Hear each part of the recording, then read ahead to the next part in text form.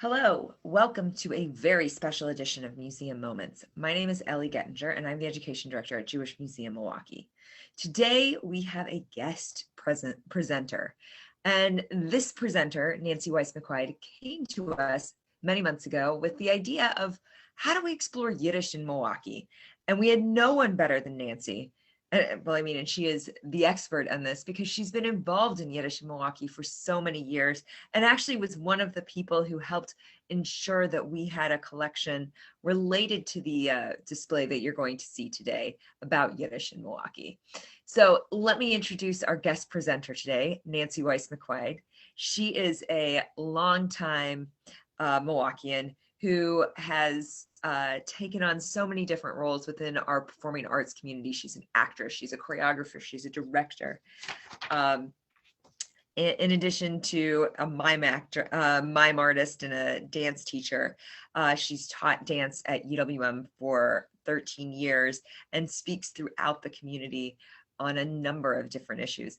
Within our Jewish community, she is so dedicated to Ovation communities and works a lot with the older adults there. And she also is integral in creating the TAM plays each year, the Torah Academy of Milwaukee Musicals. And she also was a longtime member of the Yiddish Club in Milwaukee. And so without further ado, I'm gonna turn it over to Nancy and her lovely presentation about Yiddish in Milwaukee.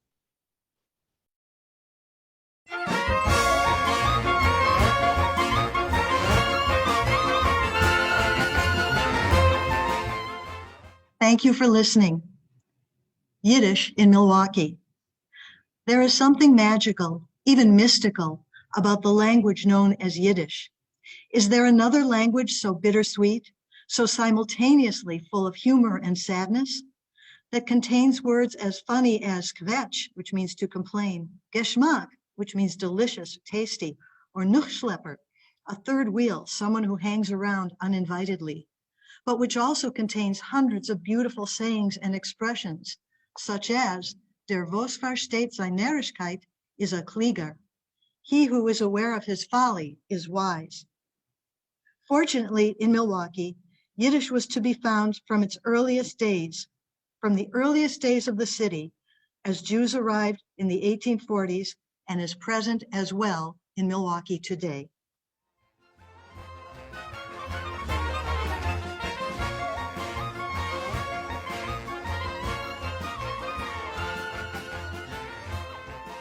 Jews in Milwaukee. Jewish people have been living in Milwaukee since the 1840s, preceding Wisconsin's statehood of 1848, and have greatly contributed in all ways to the city's development. A first wave of German Jewish immigration took place from approximately the 1840s to the early 1870s. By 1856, there were some 200 Jewish families here, supporting 3 synagogues. Germans of all kinds were drawn to Wisconsin for various reasons, and Milwaukee became known as the most Germanic city outside of Europe. This early populace of Jewish emigres rapidly assimilated and moved up the socioeconomic ladder in businesses such as real estate, cattle and grain dealers, clothing manufacture, tobaccoists, etc. When the second wave of Jewish immigrants arrived, roughly from the 1880s to the mid-1920s from Eastern Europe, they spoke both the language of their home countries, Russia, Poland, Ukraine, Lithuania, Romania, and Hungary, but were also Yiddish-speaking, which was quite discomforting to the now well-established German Jews, but who unfailingly assisted them to adjust and prosper in American life. And from this first generation Eastern European wave of laborers, small shopkeepers, peddlers, etc., arose second and third generations of great success in all professions, all businesses, and all walks of life. Here's a little joke to illustrate what I mean. Mrs. Bernstein and Mrs. Frankel are out walking. Mrs. Bernstein has her grandchildren with her. Mrs. Frankel says, "Oi, what beautiful grandchildren you have." "Thank you," says Mrs. Bernstein. "How old are they?" asks Mrs. Frankel. "The lawyer is 3 and the doctor is 5, replies Mrs. Bernstein. I rest my case. Perhaps the most famous of such immigrants was Goldie Maybovich, born in Russia in 1898 and arrived with her family in Milwaukee in 1906, aged 8, and she went on to become Golda Meir, the Prime Minister of Israel from 1869 to 1974. She recalled, ours was a traditional home. The language in the house was Yiddish. We read a Yiddish newspaper every day, and we had Yiddish books. In short, the whole house was run in that language. Golda's mother, Bluma, despite speaking only Yiddish, no English, enterprisingly ran a small neighborhood grocery store serving similar Jewish immigrant families. Having to work in the store during the early mornings made Golda late for 4th Street School, a shanda, an embarrassment for the little girl. When Golda wept over this, Bluma replied, "Vai seine Rebitzen mit der Tag Specter. You'll be a learned lady a day later." Today, 4th Street School has been renamed Golda Meir School in honor of the Prime Minister.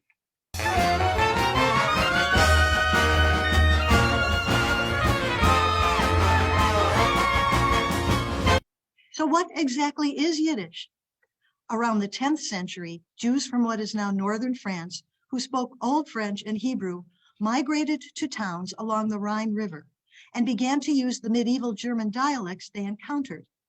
After the 15th century, Jews dispersed into Eastern Europe and Slavic lands, including Poland, Galicia, Hungary, Romania, Lithuania, and Russia, whose languages mixed and mingled with the Judeo-German Yiddish, developing gradually into Yiddish as we know it today, albeit with various regional dialects. It was the language of the Ashkenazic Jews, of their life in the shtetls, the Jewish towns and villages of these countries, the daily parlance used in the Jewish homes, their marketplaces, their communal life, other than in the shuls, synagogues where Hebrew was utilized. It was the Jewish vernacular, serving as a unifier and a protection, as it allowed Jews to be understood amongst themselves, but not by their Gentile, non-Jewish neighbors, who all too often harbored or enacted social and political aspirations for Jewish demise. The Jews spoke the tongue of the country in which they resided, using it as needed with their neighbors, but were differentiated and insulated by their speaking of Yiddish.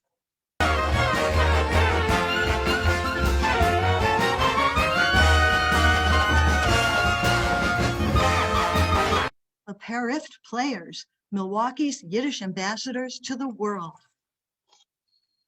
During the early 1900s, Yiddish-speaking immigrants, Jews from Eastern Europe, were fleeing the harsh anti-Semitism and poverty of Europe and came to cities such as Milwaukee. Even as they assimilated here, they, like other populations, Poles, Italians, etc., wanted to maintain connections with the old country. And one way of doing this was by forming ethnic cultural organizations, such as choirs, small orchestras, literary societies, etc. And in 1921, a hardy group of young Jewish emigres initiated the Young Literary Dramatic Society. At first, they presented one-act plays and readings, all in Yiddish, by renowned Yiddish playwrights, such as Sholem Aleichem, Sholem Asch, and Perift Hirschbein, and soon moved on to presenting full-length plays, the first being in 1923. They rehearsed at the Lapham Park Social Center, then at the Abraham Lincoln House, which became our first Jewish community center in 1931, at which point they changed their name to the Yiddish Drama League, and still later were housed in the Jewish Community Center on Prospect Avenue, being part of its grand opening in 1955 with a production of Riverside Drive. A pause was necessary during the period of World War II, as many members served overseas in the armed forces, but activity resumed and flourished in the post-war years. In 1949, following the death of the revered playwright Perift Hirschbein, it was decided to honor him by changing the name of the troupe to the Perift Hirschbein Folk Theater, or Perhift, the Perhift Players. During this era, it gave hundreds of top-quality performances to large audiences who spoke and or understood Yiddish in Milwaukee, including some at the Pabst Theater, and taking small shows and staged readings to Madison, Green Bay, Chicago, and other locales. Perift became the longest-running amateur Yiddish theater troupe outside of New York in the world. On its 50th anniversary in 1971, it was celebrated in Milwaukee with articles in the Wisconsin Jewish Chronicle, the Milwaukee Journal, and the Forward, a national Jewish Yiddish newspaper. Letters of commendation and congratulations were sent by Milwaukee Mayor Henry Meyer and Congressional Senator William Proxmire. Remember that all the production work of the shows, sets, costumes, lights, sound, publicity, there was no Facebook back then, were done by Perift members themselves, not paid staff other than some paid directors that they had. All was volunteer participation, as were all community theaters, including the actors, thus requiring a high degree of dedication and commitment. Mr. Howard Weinshell, 1904 to 2008, and Mr. Paul Melrud, 1920 to 2019, both immigrants to Milwaukee at early ages from Eastern European Yiddish-speaking families, were volunteer leaders in all aspects of Perift, especially as actors, creating many memorable onstage roles. Perift continued on in various forms into the early 1990s, but due to the decline of Yiddish speakers as actors and those who understood it as audience, it had to take its final bows in the Milwaukee art scene.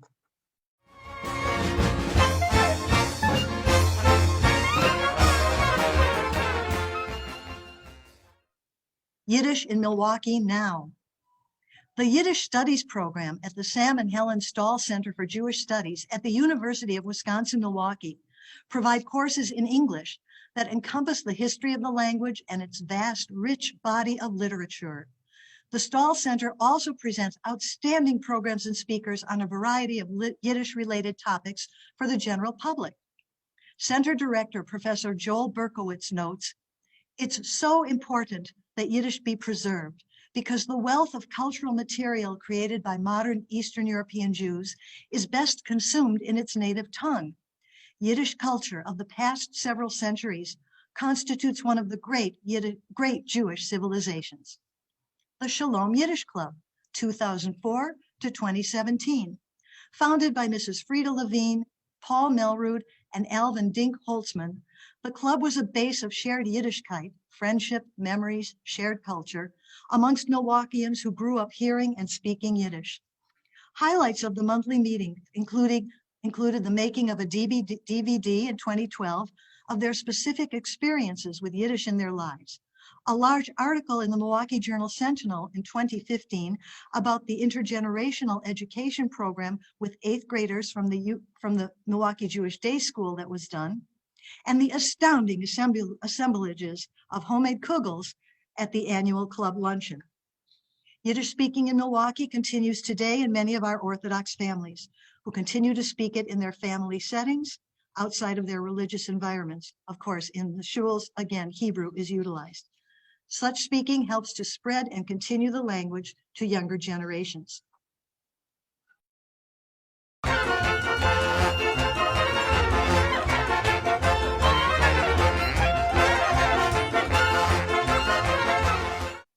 Why Yiddish? Some might feel that a good way to find the soul of the Jewish people is to imbibe some borscht or matzo ball soup. But there is a better and less fattening method, namely to learn about Yiddish, about its historical and cultural importance, its profound insights, concepts, applications. All are now easily accessible in English and are truly life-enriching. And perhaps most importantly, since it was the tongue, the language of the 6 million. Keeping it alive not only or not just by speaking it, but by having knowledge of it in any form or on any level is a powerful and meaningful way of bearing out never again. Yiddish is a universal language of the Jews due to the diaspora, the Jewish diaspora. It's found almost everywhere in the world. It is rich with literature and humor for all of us to enjoy. Let me give you a little example with a Jewish Yiddish joke in English. It's the little boy's first day of going to public school. He's very excited, as is Mama, and Mama says to him, "So listen, Bubala," that means little boy, little child. "You go to school, you do exactly what the teacher tells you. You sit up straight, you do your homework, you be a good boy." "Yes, Mama." "Bubala, you should not make a fight with the other children. You play nice and play and be a good, polite boy." "Yes, Mama." "Bubala, I don't want you should make any trouble. You work hard, you listen, you do your lessons, you learn." "Yes, Mama." "All right, Bubala, go. Have a good day. He goes, he comes home. Mama says to him, so, Bubala, did you have a good day? Yes, Mama. Bubala, what did you learn? The little boy says, I learned my name is Irving. Yiddish is full of joy and humor and beauty and sadness. Go, dancen, singen, listen, speak Yiddish and enjoy it. Seid gesund, good health to you. Thank you. Thank you so much, Nancy Weiss-McQuide. That was amazing. We got such a deep history, both from the sense of what Yiddish looked like 100 years ago and what Yiddish looks like today. And I'll say one of the exciting things is that you don't even need to leave your home to learn Yiddish. I'm not sure how many of you are familiar with the app Duolingo, but you can just pick that up and they have Yiddish classes on there. There are a huge number of resources online. And as Nancy said, reach out to UW Milwaukee because there's some great stuff there as well. Thanks to Griffin Cusick, who helped produce that video, and also thanks to Jay.